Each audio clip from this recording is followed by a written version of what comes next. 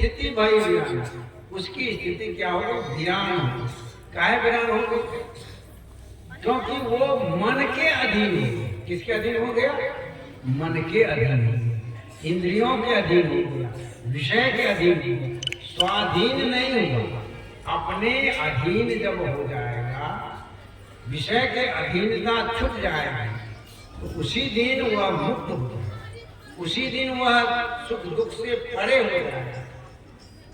इसलिए कबीर साहब कहते हैं माया मन ही समा। माया कहाँ है? मन ही समा, मन में समाया है।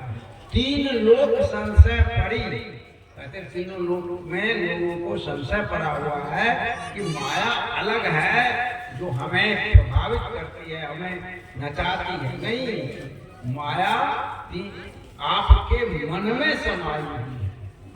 एक आदमी है जो अपने परिवार में अति आसक्त है, दूसरा आदमी वो भी आदमी है परिवार से विरक्त है। एक आदमी आसक्त है, दूसरा आदमी विरक्त है। यदि रहता तो दोनों आसक्त होता, नहीं तो दोनों विरक्त होता। सो बात नहीं है, क्योंकि उसकी मन की जो गति है, मन में जो भाव है, वही आसक्ति और विरक्ति का कारण है।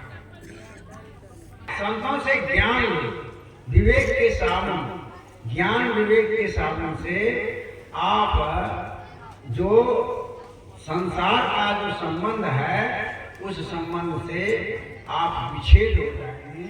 संसार का जो मन का जो आसक्ति है, वह मन के आसक्ति घटेगी, कम होगी। क्यों? क्योंकि ये जितना आपका संबंध है, वह घर छूट जाएगा, परिवार छूट जाएगा, बेटा छूट जाएगा, बेटी छूट जाएगी। जितने कुछ आप अर्जन करेंगे सब यही रह जाएगा, आपके साथ कुछ जाने वाला नहीं है। जब कुछ जाने वाला नहीं है तो क्यों मैं बार बार जन्म मरण के चक्कर में पड़ूं? ये विवेक करना है। दूसरी बात, विवेक के स्थान कहाँ है? और जब कहते हैं कि ये जीव बार बार जन्मता मरता है, अनंत बार जन्म लिया है, अनंत बार तो मनुष्य का शरीर ही मिला हुआ, अनंत बार गाय भैंस घोड़ा गधा सांप बिच्छू का भी शरीर मिला हुआ, और सभी शरीर में रह करके इसी विषय आसक्ति का भोग किया ना। जिस विषय आसक्ति का भोग आज कर रहे हैं, उसी विषय आसक्ति का भोग पहले भी किया था। और यदि इतने दिन में आपकी उस आसक्ति की पूर्ति नहीं हुई, इस बार पूर्ति हो जाएगी क्या? नहीं होगी, फिर आप आ जाएंगे। इसलिए जिस विषय आसक्ति का हमने आस्वादन करके अनंत बार प्रयोग किया, लेकिन दुख की निवृत्ति नहीं हुई और उस विषय से की इच्छा पूर्ति नहीं हुई, तो इस बार भी इच्छा पूर्ति नहीं होने वाली है। इसलिए अंत तुझे तजेंगे पामड़े तू न तजे अभी थी। जब हम अंत में हमको छोड़ ही देगा, हम अभी क्यों छोड़? अभी छोड़ करके उससे अनासक्त हो, वैराग्य की आवश्यकता है। आपकी तृष्णा खत्म नहीं, आपका शरीर जीर्ण हो जाता है और आप पश्चाताप करके चले जाते हैं, है ना। आछे दिन पाछे गया, गुरु से किया न हेत, अब पछताए क्या भया। जब चिड़िया चुग गई थी, जब समय रूपी चिड़िया आपके ये शरीर रूपी खेत को चुग लेता है, तब आप पश्चाताप करते हैं।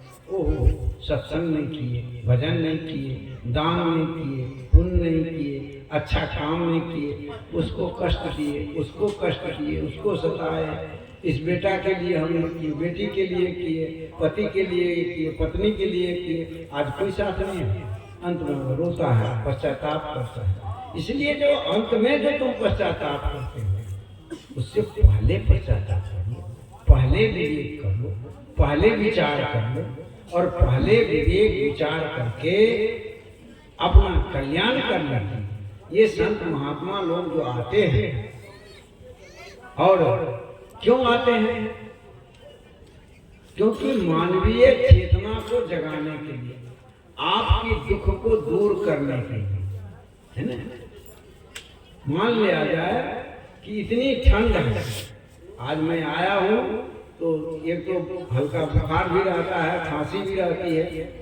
आज वार्षिक सत्संग है 6, 7, 8 फरवरी को, जिसमें आप सभी कोई सादर आमंत्रित है, आइएगा।